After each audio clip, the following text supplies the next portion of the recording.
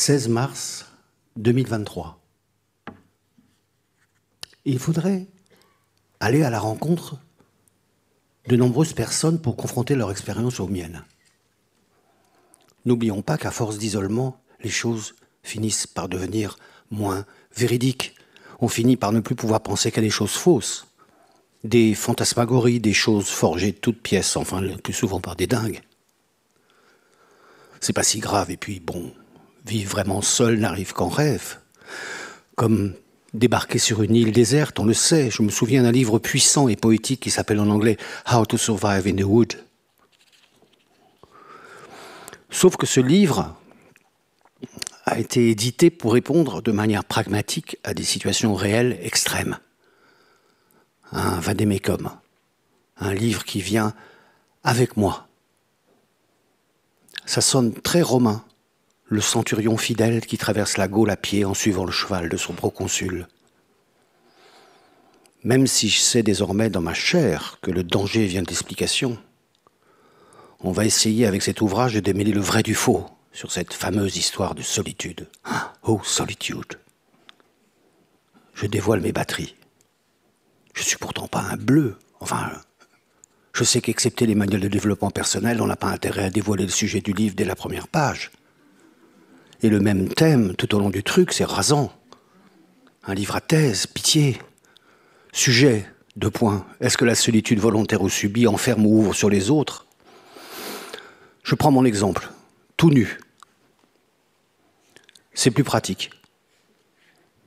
J'essaye, et je passe des journées à essayer de me comprendre en serrant les dents, en espérant que c'est le bon moyen de réfléchir à l'humanité en général, programme ambitieux, beaucoup trop ambitieux en fait, pour quelqu'un qui décrit seulement ce qui se passe dans un tout petit espace fermé, sans air. Une sorte de petite enfance cloîtrée.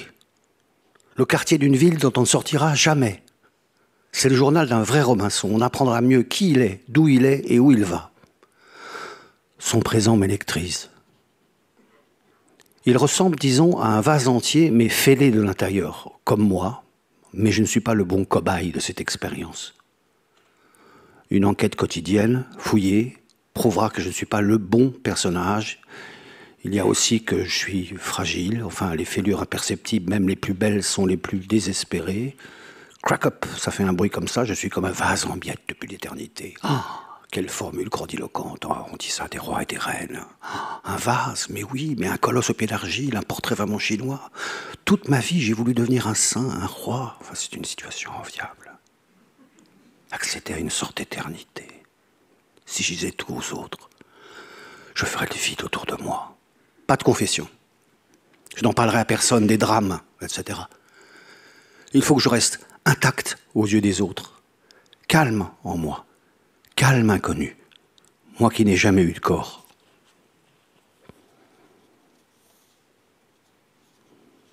« 15 juillet 1765.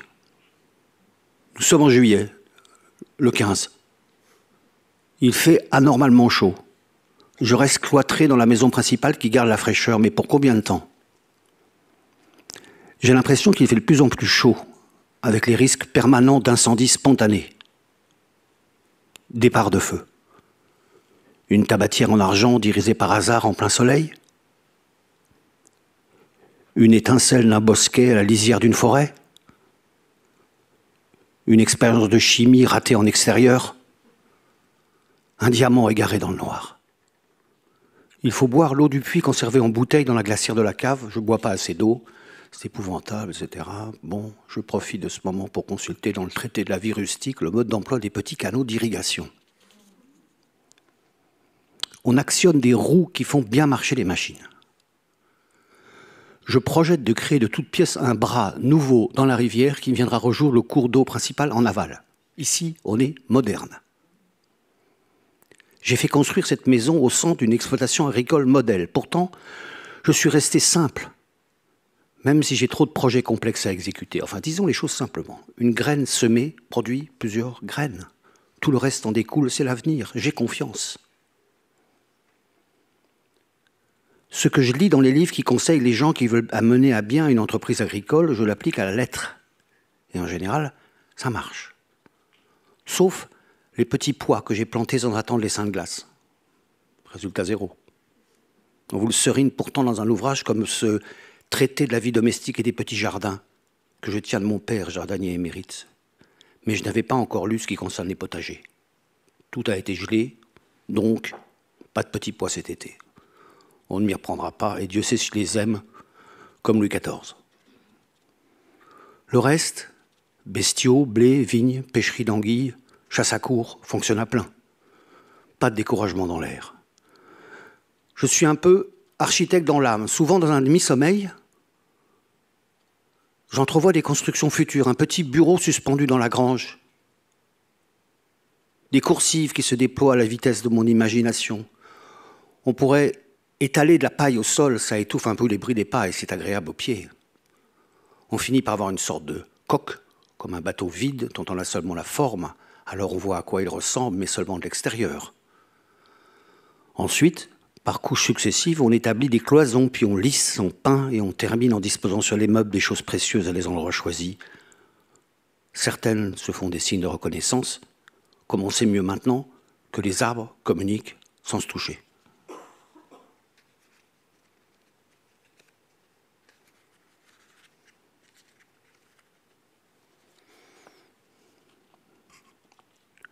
Juin 1989. Est-elle morte le 11 ? Pour simplifier, je pense toujours que c'est le 21. Surtout parce que c'est le premier jour de l'été. Voilà un moyen mnémotechnique facile pour retrouver une date. Ça s'est passé le jour de l'été. Et oui, on meurt aussi au paradis. C'est aussi le jour de son anniversaire. Ça devient facile de se souvenir de la bonne date. Pas besoin de mémentos, ni prière, ni agenda. Bon, après ça, qu'est-ce qu'on va ajouter 35 ans après ? Aujourd'hui, qu'est-ce qui me reste d'elle ? Rien. Je voudrais communiquer avec les êtres aimés comme mon père le faisait avec ses parents via les arbres. Les ambassadeurs des disparus. Un cèdre datant d'avant la guerre, ses branches dévitalisées une à une, qui va être coupée cet automne. En 24, il meurt lentement dans ce parc fermé de murs. Je croyais qu'il avait une maladie. « Regardez !» me dit le jeune élagueur. Cette ligne sur le tronc jusqu'à la souche, c'est comme une fêlure du sommet. C'est la foudre. Comme ce Sequoia gigantea, pareil. Les grands arbres font paratonnerre. Les arbres de mon père prennent tout le danger sur leurs épaules. Alors, je dois le remercier. Quand ils auront coupé le cèdre, restera un carré gigantesque, fermé de colonnes de pierre et de charmilles taillées, enfermant une pelouse en plein sommeil. On peut tourner autour comme dans un cloître. Mais tout ça s'éloigne de ma sœur. Je suis trop éloigné d'elle. Elle ne m'intéresse pas, comme les arbres qui collaborent avec leurs congénères et perçoivent le vent et les couleurs, mais ne s'intéressent pas aux humains. Ils nous regardent passer indifférents à nos ombres. Moi aussi, je suis indifférent envers de nombreux humains, envers ma sœur, par exemple. Quand il a disparu, c'était chez moi, un vieil atelier vers Ménilmontant. J'avais arrangé une petite pièce pour elle dans cet étrange hangar, campagne à Paris, pavé mal équarri, monde charge effondré. Une chambre dans un grenier. Elle a sonné, est tombée dans mes bras. Que faire, etc. Il faut que je disparaisse parce que j'ai fait du mal aux parents, j'ai trop de pensées mauvaises, my black dogs, etc., etc. Le lendemain, dès l'aube, elle filait vers la tour pour se jeter. La veille, j'avais commandé un rôti de bœuf, c'était pour le déjeuner du dimanche, j'ai dû le décommander. Le hasard qui fait mal les choses rajoute de la folie à cette situation déjà très folle. Quelque temps après, le boucher, le fils du patron qui m'avait préparé ce roast beef, s'est suicidé dans sa propre boutique avec ses propres couteaux.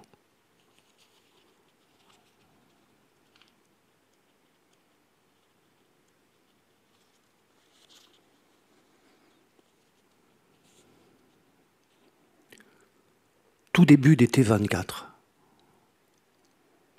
J'ai mis plusieurs années à surveiller au plafond l'alignement des astres. Cet appartement, comme dans n'importe quel appartement parisien de la fin du XIXe siècle, présente obligatoirement des corniches de stuc avec une sorte de sculpture, un ruban fleuri qui court et qui s'élargit à chaque angle d'un bouquet de tiges symboliques. Je peux tirer des lignes imaginaires pour relier aux angles des murs. Ça roule vite aujourd'hui, ça fait des figures. Ah, respire. Il y a d'autres choses que je peux faire pour améliorer l'ordinaire. Respire. Chercher le truc, par exemple. Voir le côté flou des choses, par exemple. Pour atténuer la violence des détails. Enfin, quelquefois, c'est nécessaire de prendre de la distance avec les choses. Commençons avec un beau paysage. Les meules de foin disposées sur la pelouse, cylindres de paille, c'est beau. De loin, ça vibre dans l'air chaud. Certaines œuvres d'art peuvent le faire. On se souvient des cathédrales représentées par un grand peintre qui fait partie de ces gens qui ont décidé du jour au lendemain de sortir de l'atelier pour planter leur chevalet à l'air libre. Vibration maximum. Cette beauté est voulue par quelqu'un, c'est sûr. Il y a un dieu des prairies. S'arrêter un peu plus loin au milieu de la pelouse, parsemée de fleurs jaunes, comme une aile de papillon agrandie. Ce n'est pas le flou au sens de panette, hein. C'est une intensité dans la brume ou dans l'excès de soleil. Comme les aquarelles sur papier bleu, seule fourniture disponible à l'épicerie du village d'un grand peintre anglais installé dans un immense château à charge de prendre sur le vif des scènes de la vie quotidienne. Nourri, logé, blanchi. C'est le même peintre qui excelle en coucher de soleil explosif. Le lord est moderniste. À vrai dire, on n'y voit rien. On dirait que ce papier bleu a bu l'aquarelle. On voit des taches censées représenter des gens, une cheminée énorme, des choses en mouvement. Je me souviens de ces images, des brouhahas en couleurs, tout glisse.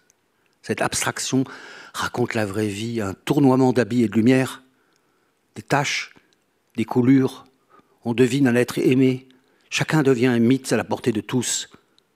Je profite de la densité sur le pré. Je profite de la densité des fleurs sur le pré. Une légère vague jaune.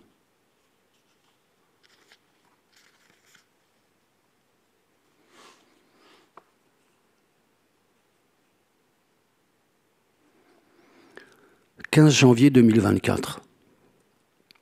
J'ai fait un rêve, un demi-rêve. Je n'étais qu'à moitié endormi. D'un coup, me réveillant, j'ai compris que si je faisais un pas de plus, c'était fini. Un pas de plus dans la représentation du malheur, immédiatement, on était embarqué à vie. On est embarqué, je suis embarqué, c'est maintenant, c'est mon tour. Il ne faut pas se laisser glisser, et surtout pas dans la direction dans laquelle je m'engage les yeux fermés. Comment ne pas glisser? Qui m'influence? Qui m'entraîne? Un tunnel vertical noir? Dans ce rêve, je descendais ce tunnel froid et glissant. Comment l'éviter? Est-ce qu'on en revient? Ce serait très bien, je pourrais raconter. Ça ferait une aile noire dans mon entreprise. La partie sombre pour ceux qui aiment. Avant, je travaillais sur des tables bourrées de documents avec de nombreuses feuilles, le plus souvent de couleurs différentes. Je cherchais mon chemin dans cet arbre. J'aime suivre posément le chemin de chaque arbre. Mais aujourd'hui, je suis comme un scénariste, esclave, crayon à la gueule comme un chien serre son os, enchaîné à sa machine à écrire, enfermé par son producteur dans une sorte de bungalow avec une sérieuse deadline à respecter. Et le producteur, c'est moi. Pourquoi je me suis mis cette corvée en tête alors que ma tête est vide?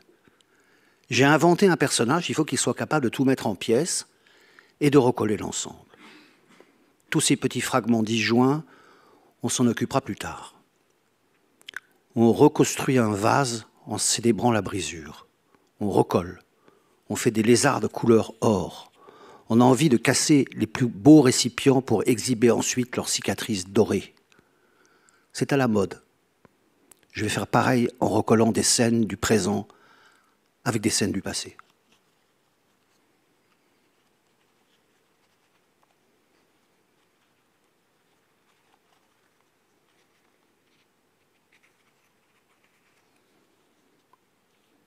Fin mai 2024. Il faut que je fasse revenir ma sœur. Enfin, je veux dire par là, y penser tendrement. Impossible. Alors, pas de cérémonie secrète? On peut rien dédier? Même pas une petite bougie de rien du tout? Un appel vacillant dans le noir? Enfin, c'est pas possible de se consacrer à elle quelques instants quand même. 3 mots, enfin, elle se dérobe. Si on lève les yeux vers les trouées de ciel dans les cimes, On entend des sortes de douces prières chuchotées dans cette cathédrale de feuilles en spirale. Super Sœur, j'en ai parlé souvent, sa version positive, mais ce n'est pas elle, c'est son idéal du moi. Stop, pause, allez, respire, détente. En général, on s'intéresse à la vie des saints et à leurs techniques pour obtenir de la béatitude, ce que le commun des mortels appelle bonheur. Mais le mot ne dit pas la plénitude absolue de ce sentiment réservé à certains. Si on s'intéresse donc à leur méthode, on se rend compte que la plupart du temps, ils utilisent un intercesseur pour obtenir le contact avec le divin. Ce système bouleversant de communication les fait souvent pleurer à chaudes larmes. Ils parlent souvent de chaleur. Bref, il faut un intercesseur, comme en amour, le coup de billard. Je passe par le Saint-Esprit pour faire passer mon message à Marie qui s'empresse de le communiquer à Dieu himself. Et si ça ne marche pas, on passe par Jésus. Un très bon conducteur aussi, avec les risques de brouillage et de mots mal interprétés. Vous me direz, ça autorise une belle série de commentaires. Rendez-vous au Jardin des Oliviers, midi pile.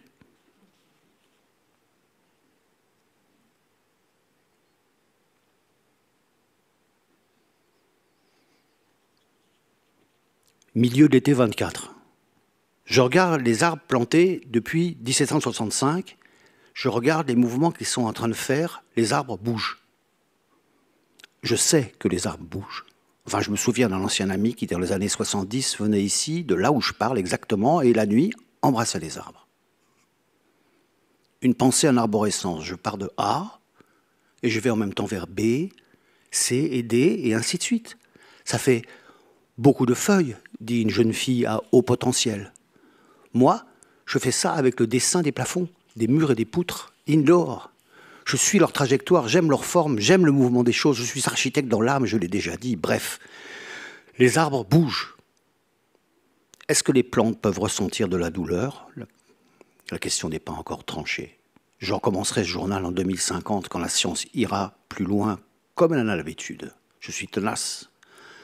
Mais je pense que non, les arbres ont la chance de ne pas souffrir. La douleur, c'est un codage. Un signal. L'arbre n'a pas besoin de ça, il a de la chance. Si on coupe une branche, il la répare, mais il réagit. Il voit le bleu du ciel et les autres arbres en rouge. Mais il ne s'adresse pas à nous. Où es-tu?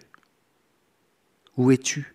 Il faut que je sois beaucoup plus attentif pour la retrouver. Elle est si proche que je ne la vois pas. La disparue, est-elle une plante?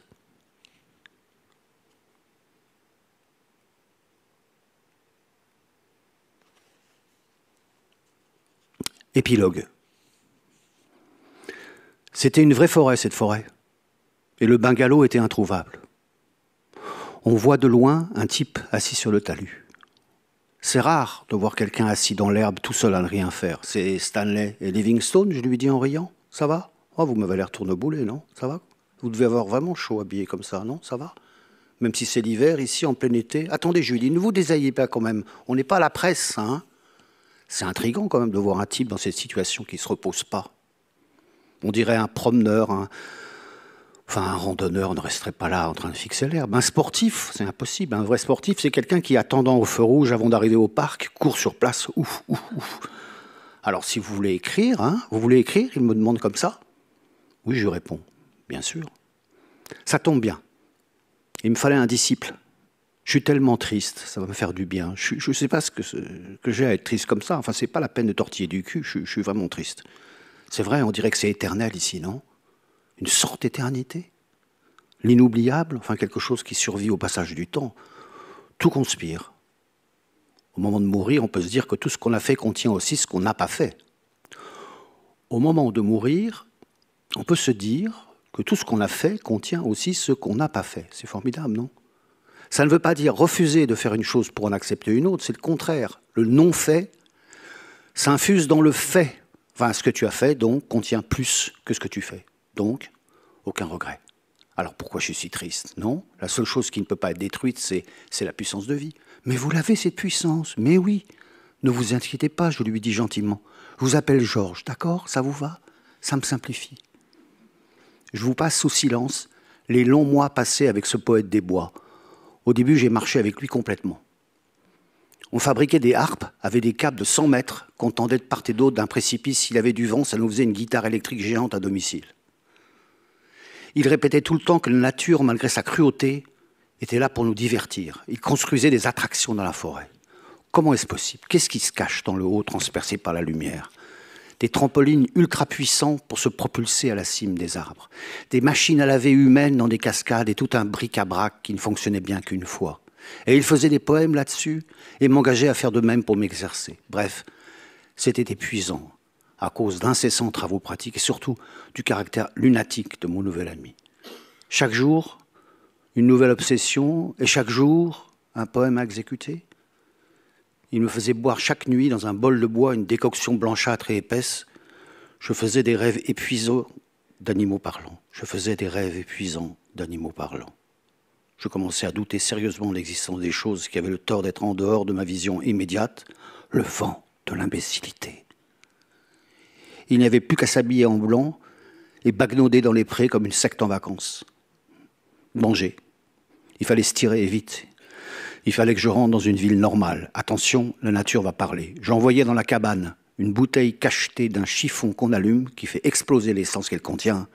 Adios. Merci.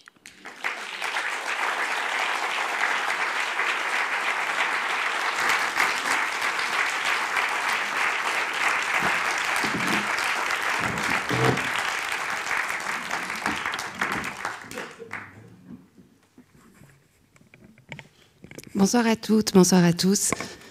Bonsoir Olivier Cadiot. Merci d'avoir accepté l'invitation de la Maison de la Poésie à donner la première lecture publique de ces Départs de feu qui paraissent ces jours-ci aux éditions POL. Et on va en discuter un petit peu. Je vous ai rejoint ici autour de la table et c'est sur ce premier terme que j'aimerais m'arrêter, la table. On a entendu dans les extraits que vous avez choisis, que la table, en tout cas le personnage, le narrateur, l'auteur, on y reviendra, avant elle était pleine de documents, d'ouvrages, et désormais elle est vide. Et ça serait un peu ma première question. Quelle a été votre mise à table? Comment vous êtes mise à table pour ce livre-là? Et la table était-elle vraiment vide? Oui, c'est curieux, ça a un peu changé ma manière de... Je ne sais pas si c'est intéressant, ça c'est un peu ma petite cuisine quotidienne, mais bon, on peut en parler. Avant, je travaillais effectivement par couches successives, assez longues, par repentir infini. Je croisais des textes, j'avais au fond toute ma vie jusqu'à ici, enfin, sauf le premier livre que j'ai fait, qui est un livre de cut-up, de grammaire, qui est un livre, j'allais dire, fait automatiquement avec un cutter et pas un stylo. Donc là, ça changeait tout. Mais après, je suis rentré dans une longue période où, effectivement, ce qui comptait, c'était de faire des textes inadéquats et de les travailler à l'extrême.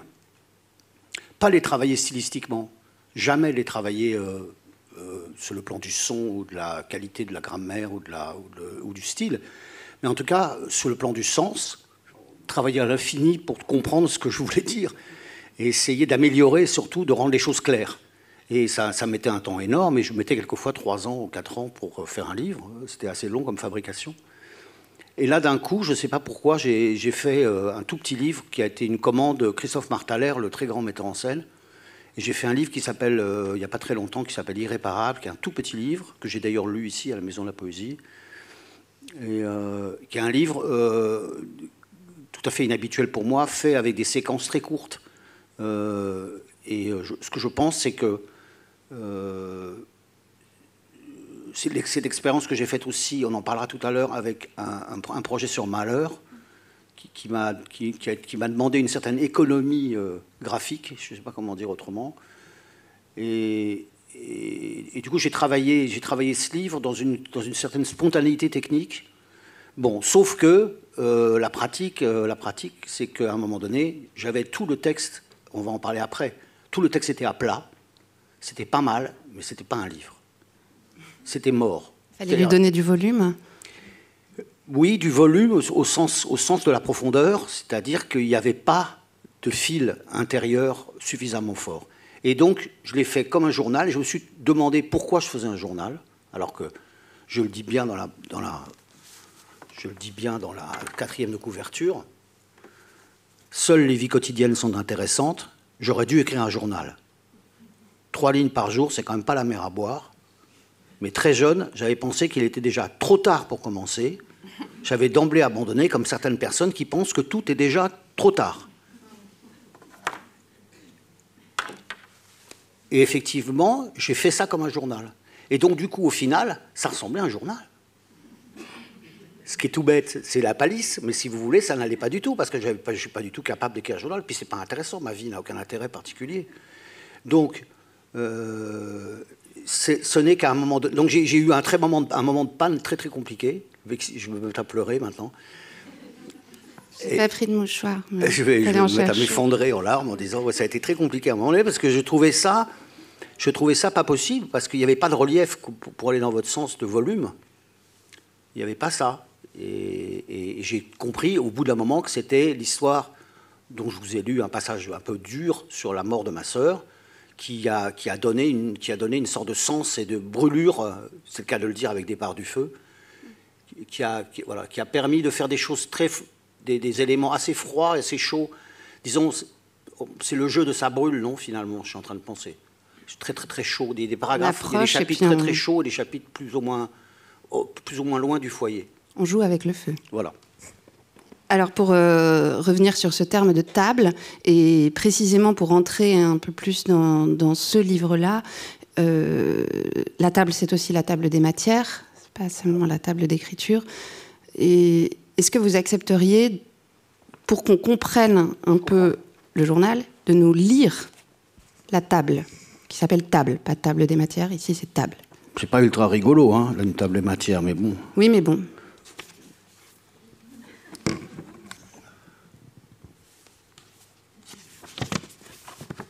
« 16 mars 2023, 15 juillet 1765, 15 janvier 1766, fin septembre 2023, sans date.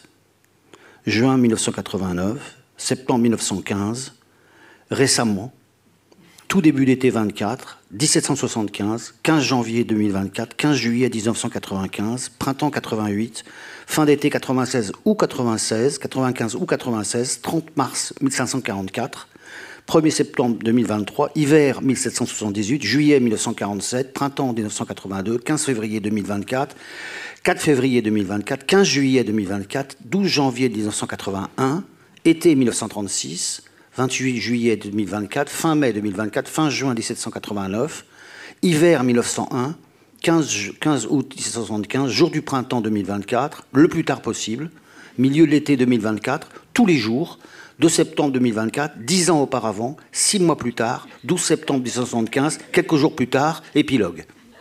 Vous avez vu, c'est assez drôle finalement. Finalement, oui, mais je n'avais pas prévu. Alors, on entend ce parcours qui est celui de, du personnage, du narrateur, de l'auteur, de celui qui tient son journal, donc à travers le temps et les temps. Et j'ai eu beau relire cette table et lire le livre, moi j'ai essayé de comprendre s'il y avait une espèce de logique souterraine à ces dates, s'il y avait aucune frise. Comment elles sont venues ? Elles sont venues toutes parce qu'elles étaient justes, et c'était ça qu'il fallait que je raconte, parce qu'elles étaient... Alors, je dis dans le texte, à un moment donné, quelquefois il y a des dates où on se souvient d'un souvenir et qui n'est pas la date exacte du souvenir, de la date de l'événement, mais quelquefois je différencie souvenir et événement. Mais elles sont venues parce qu'elles sont toutes justes, elles sont toutes très très précises. Et il n'y a aucune loi oulipienne, il n'y a aucune construction derrière de logique interne ou de choses... Non. C'est juste une succession de dates justes, pour moi. Et vous les avez... Elles sont venues comme ça, dans cet ordre-là, ou vous les avez réorganisées ? Oui, elles sont venues dans cet ordre-là. Sauf tout ce qui concerne, comme je le racontais à l'instant, comme tout ce qui concerne l'âme, on va dire, comme on dit, l'âme d'un couteau, enfin l'âme du livre, qui consiste à, comme vous l'avez entendu un tout petit peu, on va en parler après, mais rétablir quelque chose comme un intérêt pour la défunte. J'emploie le mot un peu. C'est-à-dire reconstruire parce que j'ai perdu ma sœur, et ce qui m'intéresse beaucoup, c'est justement que ça ne m'intéresse pas tellement. Et ça me préoccupe énormément. Donc, ce n'est pas du tout un livre de deuil, il ne s'agit pas de faire mon deuil, Il ne s'agit pas non plus de chercher une communication mystique, il s'agit juste de pouvoir y penser. Rétablir non pas un contact, mais rétablir une dédicace mentale. Et que je trouvais scandaleux que je n'avais pas pour elle. Pas non. Scandaleux, curieux, enfin bizarre. Et le journal, est-ce que c'est toujours... Il y a différentes dates, mais vous pensez que le jeu du journal, c'est toujours le même? Oui, bien sûr, oui. C'est toujours le même en 1775. Alors, ça, c'était assez intéressant d'avoir de montrer une sorte de démocratie des dates. Comme ça. Toutes les dates sont à la même hauteur. C'est-à-dire, ce qui se passe en 1775 pourrait se passer en 84. Parce qu'il se trouve que c'est dans une même maison, on va dire. Globalement, on sent que c'est dans un même espace. Même espace, oui. À peu près. Enfin, bon. Même si on s'égare énormément dans plein d'autres... Là, je vous ai on bifurque, comme là, j'ai vraiment fait une sorte de rassemblement. J'ai juste trouvé un tout petit fil pour pouvoir vous le lire de manière rapide, en 20 minutes. Mais il y a beaucoup d'autres pistes qui viennent s'entrecroiser. C'est un sentier au chemin qui bifurque, voilà. Pour le moins. C'est vrai. Et c'était important à la fois d'associer et de dissocier. Dans ce livre, il y a beaucoup de tensions, il y a beaucoup de motifs contradictoires. J'ai noté justement, vous parliez de ce livre, de petit livre que vous aviez lu ici, Irréparable. J'ai relevé cette phrase: si j'étais une autre, puisque une autre personne, je pourrais m'en sortir. C'est une manière de vous en sortir. Ça, c'est dans Irréparable ? Ouais. Ah, ok. J'ai bossé, hein. Vous avez oublié ? Je pourrais m'en sortir, mais je ne sais pas très bien de quoi. Oui, c'est vrai. C'est vrai que les héros, depuis le début, le héros que j'ai, si vous voulez, j'ai la chance, je ne fais pas de roman, mais j'ai un héros, si vous voulez. C'est ça qui est une chance que j'ai. Je ne sais pas les ennuis du roman, mais j'ai les avantages d'avoir un héros très pratique qui revient sur 30 ans. Donc j'ai aucun problème, c'est toujours la même histoire. C'est pour ça que les lecteurs se font tromper à chaque fois, parce que je fais semblant de raconter une autre histoire. Et en fait, ils devraient se dire, il faut que ça s'arrête, parce que il y a des cris. Mais oui, ils cherchent à s'en sortir, absolument. C'est vraiment des romans de formation. C'est des romans classiques, c'est des textes qui sont dans une idée classique de comment on se sort d'une situation. Enfin, je veux dire, c'est vraiment l'espace romanesque le plus classique. Quand on y pense. Mais je rebondis à ce que vous venez de dire sur le fait que ce livre, c'est toujours le même héros, le même personnage. Enfin, en fait, finalement, vous êtes non pas dans une répétition, parce que c'est une répétition qui se renouvelle et qui recherche toujours la manière de s'en sortir, d'arriver au bout du livre, je dirais. Et ce livre-là, moi, il me fait l'impression de contenir tous les précédents. On retrouve Lille, on retrouve Robinson, on retrouve même, moi je trouve quelque chose de fragmentaire de l'art poétique. On retrouve, j'entendais, quand vous dites récemment, ça fait penser à l'histoire de la littérature récente, le vade-mecum, à médecine générale, enfin il y a comme ça des espèces de petites choses qui scintillent et qui nous renvoient au livre précédent. Et en même temps, on a l'impression que c'est un livre prospectif, que c'est aussi un journal prospectif. On est déjà en 2050. Est-ce que c'est un livre qui rassemble, contient tous les autres et les livres à venir? Ce serait bien. J'espère que vous avez raison, parce que d'ailleurs j'ai commencé un autre livre, là, puisque je me mets à travailler plus, maintenant que je travaille plus justement par couches successives. Et que j'ai directement, pour la première fois de ma vie, comme une machine à écrire, quoi. J'ai un ordinateur, c'est tout. Je me retrouve sur la table, donc sur la table, ordinateur. De manière très simple, comme ça. Et j'aurais pu commencer ça il y a 40 ans, mais je suis passé par des étapes tellement différentes. Donc je vais assez vite. Et donc c'est vrai que je me sers de cette vitesse. Le public ne peut pas voir le livre, mais c'est un livre assez léger dans sa forme. C'est-à-dire qu'il y a beaucoup de retours à la ligne, ça fait beaucoup de blanc. Et c'est un livre assez court et assez léger dans sa structure. Il y a peu de prose, enfin, et les éléments se suivent. C'est pour ça que j'ai essayé à des moments de changer de cadence quand je lisais, pour pas pour pas que ça devienne une mitraillette avec les choses qui sont les unes au-dessus des autres, comme ça. Et ça ressemble bizarrement... Alors, ce qui est pour moi très réconciliant avec ce livre, c'est que j'allais dire sans prétention, je dirais une chose curieuse, ça me fait penser que j'ai un peu les deux, c'est-à-dire j'ai un peu de la fiction et j'ai un peu de poésie. Mais j'ai pas la poésie au sens où on l'entend. Pas souvent, la fiction non plus. Je suis dans une maison qui parle, il faut que je fasse attention à ce que je dis, mais quand je dis une poésie, c'est-à-dire quelque chose souvent qui a à voir avec l'énigme. Enfin, plus ou moins. Ça dépend des poèmes, bien sûr. Mais là, si vous voulez, si on regarde techniquement ce que j'écris, c'est pas des poèmes. Il n'y a pas de doute. Mais en même temps, dans leur forme, dans le fait qu'il y ait des formules courtes, des fragments, beaucoup de retours à la ligne, mais qui sont pas du tout vécus comme des choses où on voit les bords, où il n'y a pas de brutalisme dans la fabrication. C'est pas du tout c'est pas une œuvre conceptuelle. C'est une œuvre très très simple. Et simplement, pour moi, c'est très très réconciliant parce que j'ai l'impression de faire avancer le roman par la poésie. Enfin, la poésie, encore une fois, par cette sorte de poésie, on va dire. Un roman par, comme on dit, un roman par lettre, ben on pourrait dire un roman par poème. Je sais pas. Donc chaque section est un poème. Non, c'est à l'intérieur de chaque section, il y a des moments poèmes, mais qui se voient à l'œil nu. Parce que c'est justement, on va à la ligne, et donc il y a énormément de blanc, et le blanc, c'est ce qui... La poésie, c'est le blanc, quand même. Enfin, sauf que là, bon, il y a des poèmes en prose qui sont quand même réussis, mais bon. Non, mais il y a vraiment cette idée de rassembler, de construire. On a entendu ce passage sur l'art des vases, de rassembler des pièces éparses et de les recoller avec des filaments d'or. Il me semble c'est ce que vous essayez aussi de faire, de recoller les morceaux.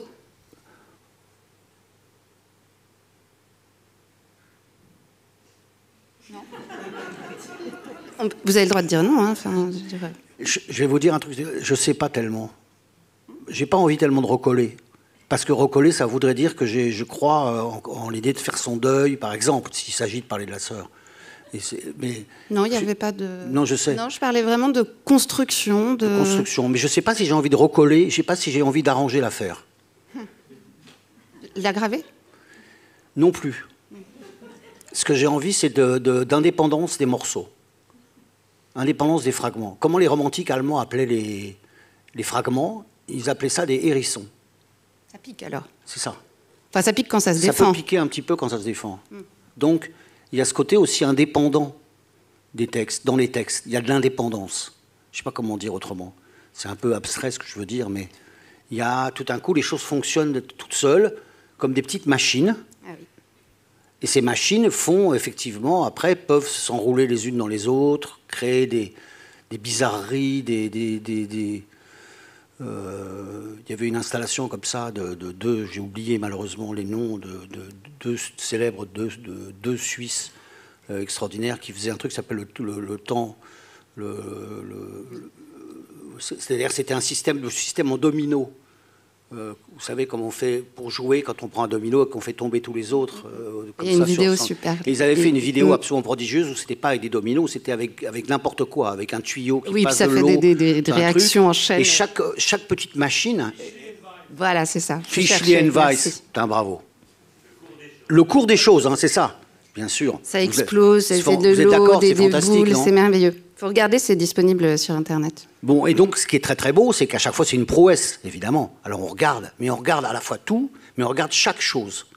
Chaque chose fonctionne pour elle-même. C'est pour ça que cette métaphore-là me convient. Et c'est comme ça que je travaillerai, disons. Mais irréparable, toujours. Première phrase, un matin, on ressent l'envie furieuse de construire une machine. Une voiture, il y a un peu de ça. Ben oui, parce que le héros que j'affectionne est un espèce d'ingénieur un peu raté. C'est un constructeur qui fantasme énormément les constructions. Là, d'ailleurs, on le voit à un moment quand j'ai lu, il fantasme de mettre de la paille par terre pour faire une coursive ou mettre un bureau. Il n'arrête pas de... Il fait un stage dans une agence d'architecture aussi. Il fait aussi un stage dans une agence d'architecture. Ça, c'est en rêve. Ça, c'est pas mal. On n'a pas le temps de le lire, mais c'était bien. Mais c'est ça. En fait, le personnage, parce qu'à un moment vous dites ça, que c'est finalement vous construisez un personnage. Le personnage, lui aussi, veut construire, et la tension, je trouve, qui se joue, et c'est peut-être ça finalement, de recoller les morceaux, c'est de montrer les tensions et de s'inscrire précisément dans l'irréconciliable.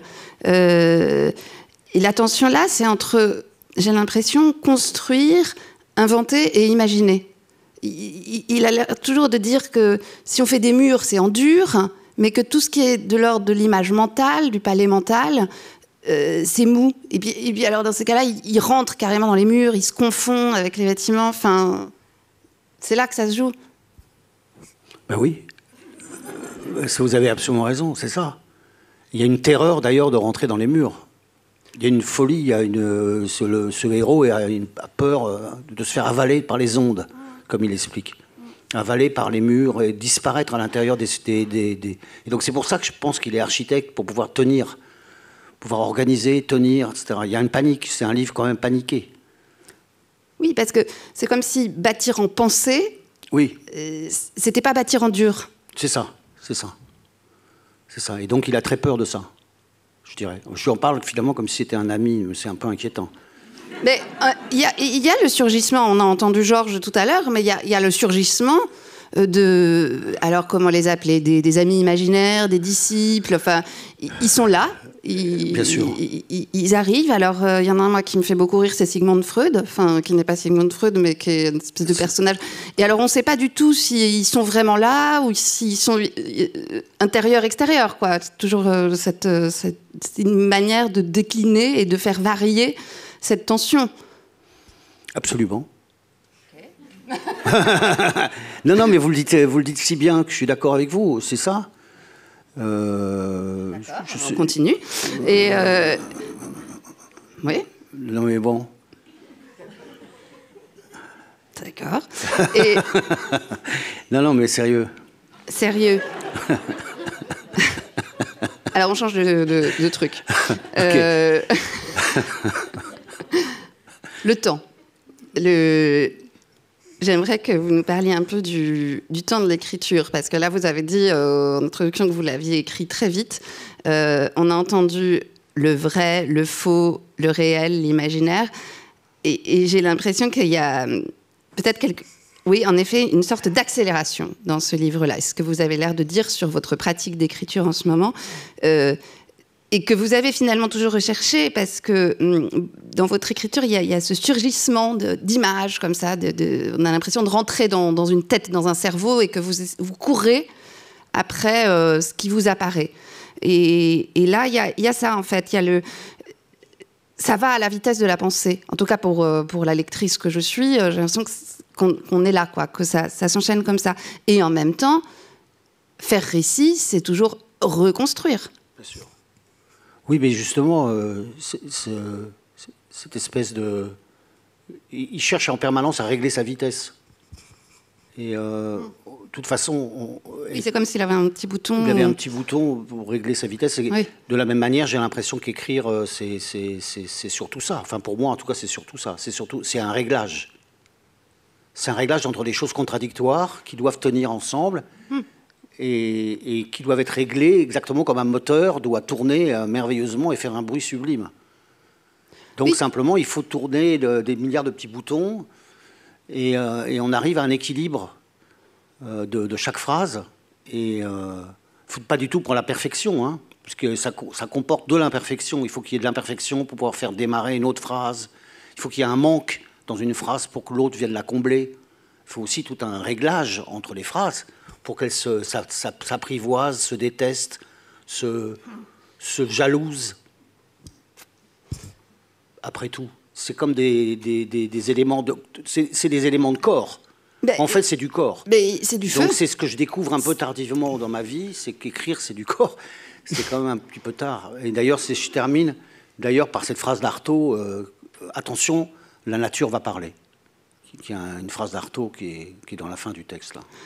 Mais puisque vous parlez de nature et d'éléments, on va parler des arbres, mais là, ce que vous dites, je trouve que ça entre en résonance avec le titre, départ de feu. Parce qu'en fait, c'est ça qu'on doit faire avec un feu aussi. C'est sans cesse l'alimenter, le régler. Il ne faut pas que ça brûle trop. En même temps, il ne faut pas que ça s'éteigne. C'est sûr.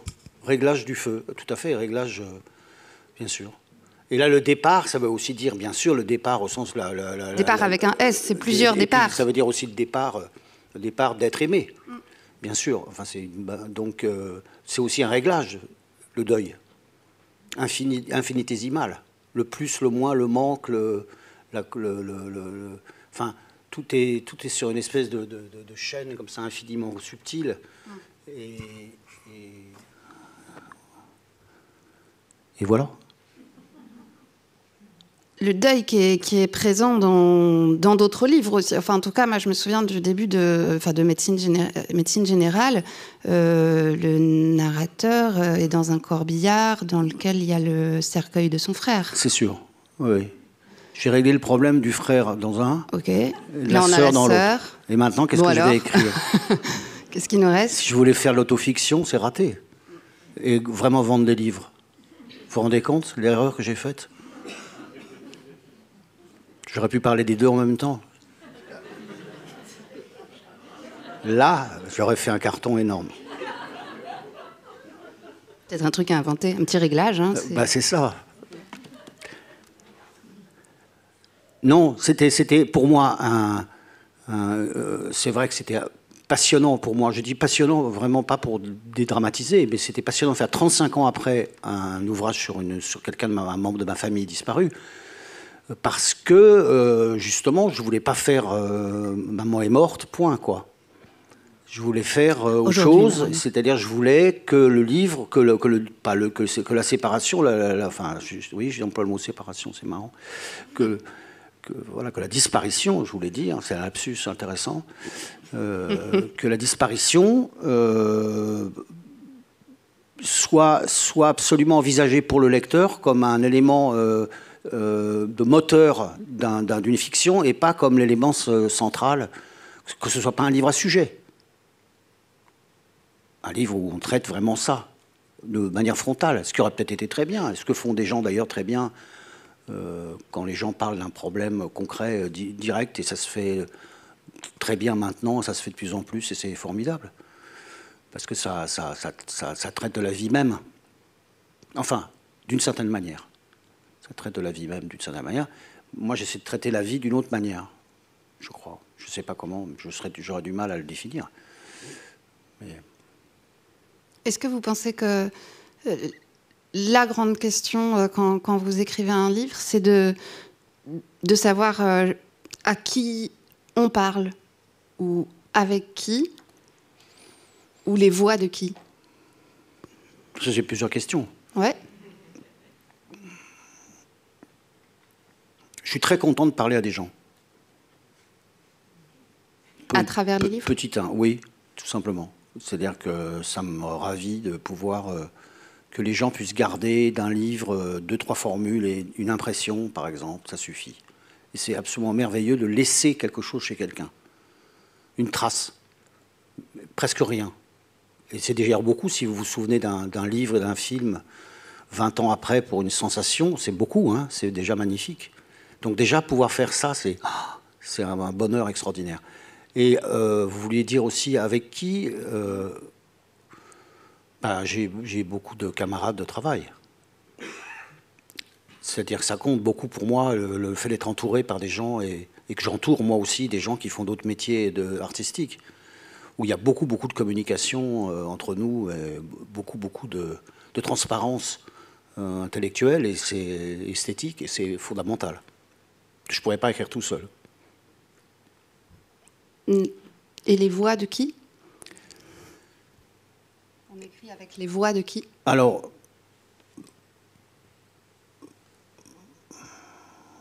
malheureusement, je ne pourrais pas vous faire le truc de...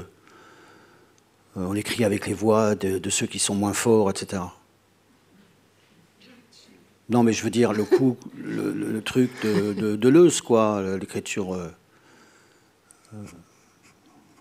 j'ai oublié aussi. Il faut m'exfiltrer. On va trouver une sortie. C'est très inquiétant. Non, mais l'idée d'écrire avec l'écriture, la parole de ceux qui n'en ont pas, qui ne l'ont pas. C'est évidemment très désirable. Les voix minoritaires. L'écriture mineure. Donc, simplement... Moi, je me suis concentré sur ce personnage qui est inadéquat. Donc, j'ai un personnage qui est, depuis le début, qui n'est absolument pas bien réglé. Et c'est pour ça que mes livres ressemblent un peu à des contes, au fond. À des contes pour enfants, ou le personnage de Grimm, par exemple, qui est à la fois surdoué et en même temps incapable, qui peut voir une horloge à 3 km et qui a des bottes de 7 lieues. C'est-à-dire que j'ai des héros qui sont à la fois des surdoués et des incapables. Et ça provoque des situations romanesques formidables. Des hommes sans qualité, non? Je sais pas. Un peu Bouvard et Pécuchet. Oui, il y a Bouvard et Pécuchet aussi. Que vous aimez beaucoup, parce que ça, je me suis beaucoup servi de Bouvard et Pécuchet, bien sûr, oui, comme beaucoup d'écrivains. Parce que ça reste fascinant pour nous tous, comme ces deux personnages. Les voix de qui, on pourrait aussi penser à ce que vous avez fait par 2 fois ces dernières années, qui est de la traduction. Vous avez traduit 2 pièces de Shakespeare. Dans quelle mesure cela a-t-il influencé votre manière d'écrire ensuite? J'ai l'impression que ça a modifié, que ça a changé un petit réglage. En fait, j'en ai fait 4 en espace assez rapide. J'ai traduit La Nuit des Rois, qui était la plus belle pour moi, enfin la plus belle des pièces, Le Roi Lear, Richard III et Le Songe. Sur un temps assez court, sur 5 ans. Donc je faisais vraiment de la traduction nuit et jour. Et ça m'a donné une confiance tout simplement dans la formulation. Je me suis dit, alors, si c'est à ce point possible de formuler ainsi, alors on peut écrire comme ça. Enfin, pas comme ça, mais on peut réécrire avec ce désir de formulation. Parce que ce qui est compliqué, ce qui est intéressant dans la traduction, par exemple, de Shakespeare, c'est que ce n'est pas le lexique qui compte, c'est pas de chercher des mots. C'est compliqué, bien sûr, parce qu'il faut aussi, il faut régler. Là, c'est aussi un problème de réglage. C'est très compliqué entre le moderne et l'ancien. Enfin, comment on fait ? Mais ça se fait de manière très intuitive. C'est pas si compliqué que ça, faut pas exagérer. Ce qui est compliqué, c'est la syntaxe. Pour essayer de donner une énergie, une puissance de frappe à la langue française équivalente à la langue anglaise, il faut transformer beaucoup. Enfin, il faut être fidèle, mais il faut transformer beaucoup. Ce que je dis est banal, tout le monde pourrait le dire. Simplement, du coup, c'est comme si on prenait des phrases et on les transformait en arcs. Comme si chacune devait avoir une cible, enfin chacune devait être ou tendre ou agressive d'ailleurs, un trait d'esprit. Et ça, je ne sais pas pourquoi ça m'a accompagné pendant ces années, et je ne sais pas, ça m'a donné envie de brièveté, paradoxalement, alors que Shakespeare, c'est pas particulièrement bref. Mais les formules sont ciselées comme des coups de poignard. Alors en français, ça ne marche pas du tout, a priori. Très très ennuyeux en français. C'est horrible en français. Donc il fallait muscler tout ça. Il fallait mettre ça en sport. Ça a été votre gym, en fait. Ah bah ça, c'est comme gym, c'est mieux que tout. C'est mieux que la salle de sport. Et puisqu'on est dans la forme théâtrale, l'écriture théâtrale, est-ce que vous pouvez nous parler un peu de l'usage que vous faites des didascalies, des italiques, justement? C'est parce que je me demandais si elle faisait office de didascalie, pardon. J'ai été moi-même trop vite. D'accord. À un moment, le personnage dit c'est moi qui souligne. Mais c'est parfois de la traduction.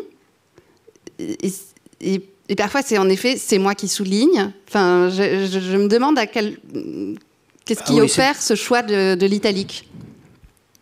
C'est devenu très important.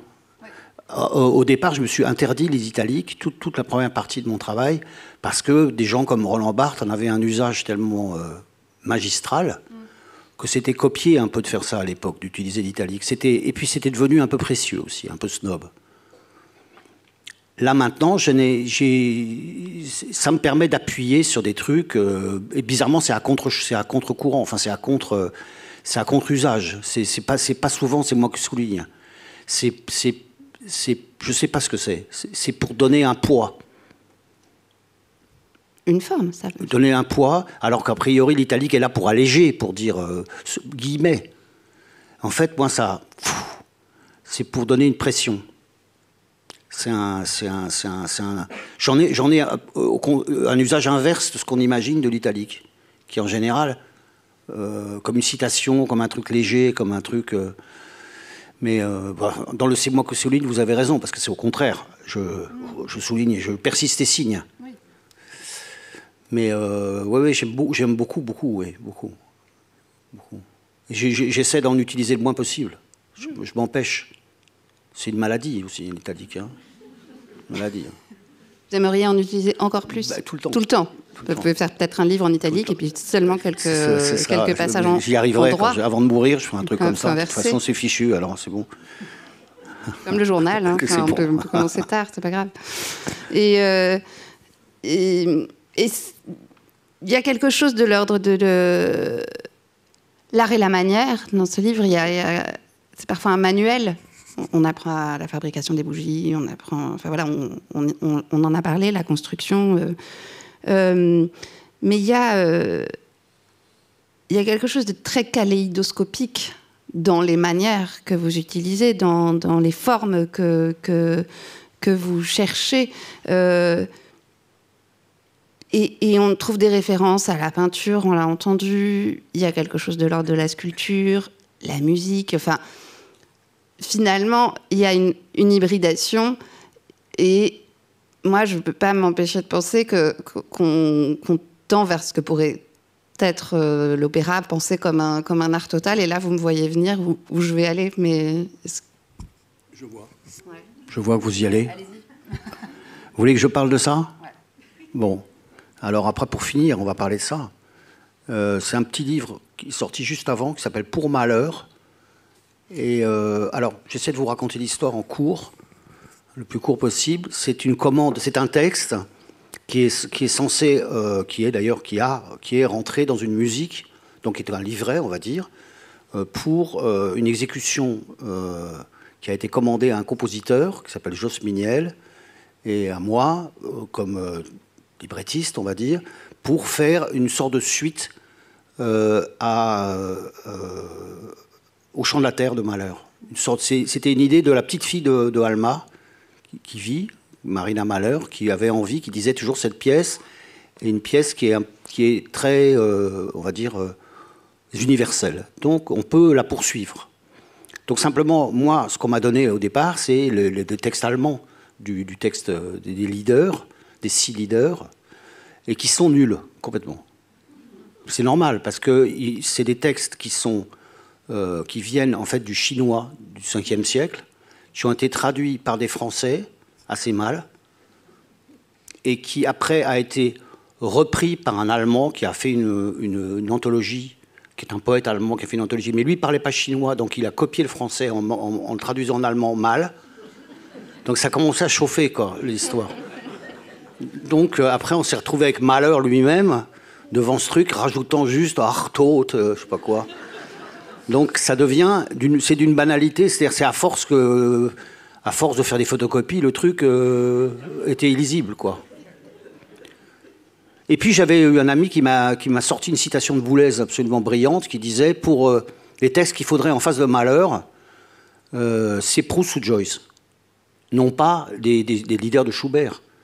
Pour parler de quelqu'un qui est à la fois entre Brahms et Schoenberg, il fallait peut-être quelque chose non pas de plus ambitieux, mais de plus étrange. Alors moi, ce que j'ai fait, c'est que j'ai remplacé le texte chinois et allemand par un... Je me suis dit, j'ai eu une idée un peu saugrenue, je me suis dit, bon, il faut que je fasse le plus beau texte possible. C'est-à-dire le plus lyrique possible. Maximum. Qu'est-ce que j'ai en magasin? Oui, qu'est-ce que j'ai en magasin? L'épicier littéraire. Bon, je vais chercher. Ah bah oui, alors j'ai quelque chose pour vous dans mes tiroirs. Si vous voulez, je me suis dit, je vais prendre ce que j'ai de plus beau en magasin. Il se trouve que c'est un peu de moi, alors j'ai de la chance. J'ai traduit les psaumes dans la traduction de Bayard de 2002, la grande Bible faite par Bayard. Donc j'ai eu la chance de traduire les psaumes. Donc j'avais cette traduction des psaumes à ma droite. Et puis j'ai pris le poème le plus beau de Mallarmé, qui est en fait les préparatifs d'un poème. C'est pas un poème fini.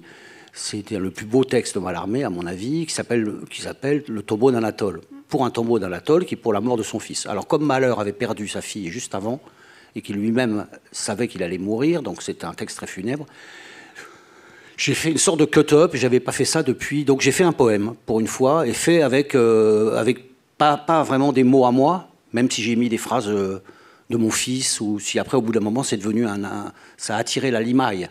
Est-ce que je vous en lis un peu pour finir ? On va lire, mais simplement, vous venez de le dire, c'est un livre de deuil. Oui, c'est vrai. Oui. Bah, dis donc, je m'en sors pas. C'est pour ça le prochain, il va sortir, je sais pas quand. C'est une comédie. C'est comique. Bon, pour finir, on vous écoute nous lire, je crois, les deux premiers... Je prends le premier et le dernier. Comme ça, ah, d'accord. Vous avez changé le programme. Comme ça, vous n'achèterez pas le livre, vous saurez tout ce qu'il y a dedans. Alors c'est très accrochez vos mouchoirs. Douleur. Ça commence bien. Je suis l'arbre transplanté dans les jardins d'eau. Je suis fluide. Mon feuillage est vivant. Je me rapproche au ralenti d'un drame. Je suis à la fois ancien et moderne. Je me demande qui je suis. Je me compose. Je me décompose. Ganze Takte nicht schnell, à un temps, mais pas vite. Asphyxié, tu élargis mon souffle, la tristesse me prend, la tristesse me prend. Si je ne chante pas, si je ne ris plus, personne ne saura ce que j'ai dans le cœur. Je prends congé intérieurement de cet enfant adoré. Je déplie toutes tes merveilles. La terre est morte et je suis encore vivant. As-tu de l'affection pour moi ? On va boire beaucoup, c'est la saison. Je ne veux plus de paraphrase. Allez vite, disparais vers les montagnes comme un oiseau. Flèche prête sur corde pour cibler cœur dans noir. Mes cendres sont dans l'herbe. Je n'ai pas deux joues de la même couleur. Je ne veux pas d'ombre quand on me dévisage. Sous le pont, il n'y a pas de reflet. Je prends congé intérieurement de cet enfant adoré. Mes œuvres sont des événements anticipés. Chaque fois que j'entends de la musique, je réponds aux questions. Ce qui est au fond de la terre s'émeut. Je suis composite, ciel, terre, toujours, idéogramme. Il arrive et le son change. Ferveur forever, ça demande un réglage. Écoute ce que je te dis. In ruhig fließender Bewegung, dans un mouvement calme et tranquille. Le début est un essai de voix. Pierre sonore de la rivière. Suis-je le bon personnage? Un être de papier? Ich hab Papier gelebt. Ce lac est un réservoir à mémoire. Dernier éclat d'un cerveau malade. Les glaciers fondent. Je me compose. Je me décompose. C'est beau, mais la musique ne vit pas. C'est le moment où les peintres ne peignent plus que leurs proches. Pas de fête avant que je ne vous chante une chanson. La chanson du singe accroupi sur une tombe qui pleure sous la lune. Sombre est la vie, sombre est la mort. Je veux à mon réveil me remplir de ton visage. La terre s'agite et tremble. Le ciel entier explique son travail. Alles ist innig. Tout est intime. Das Firmament blaut ewig, en bleu adorable. Je joue du luth et vide les coupes. Mon luth s'appelle Kin. Il défait le jour, ce qu'il a tissé la nuit. Je prends congé intérieurement de cet enfant adoré. Enfant sorti de nous deux, nous montre notre idéal, sa mort, annulation de ce petit soi. Sombre est la vie, sombre est la mort. Ô bonheur, disparaître dans l'été, le souci de la terre, tellement de joie, grâce à toi, le principe espérance.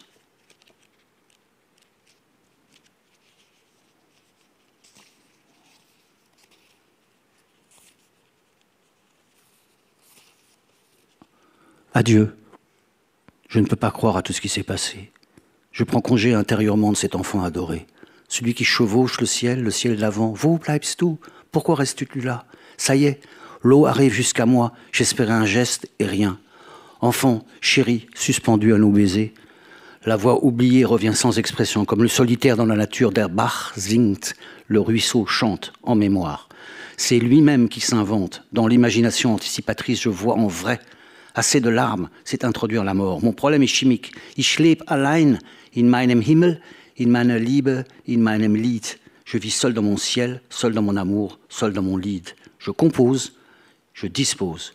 Transforme tout en tourbillon, je me consume, fais-moi un signe de bonheur, que ma chanson lui fasse une vie plus belle. Ce n'est pas seulement musique, ce que je dis est vrai.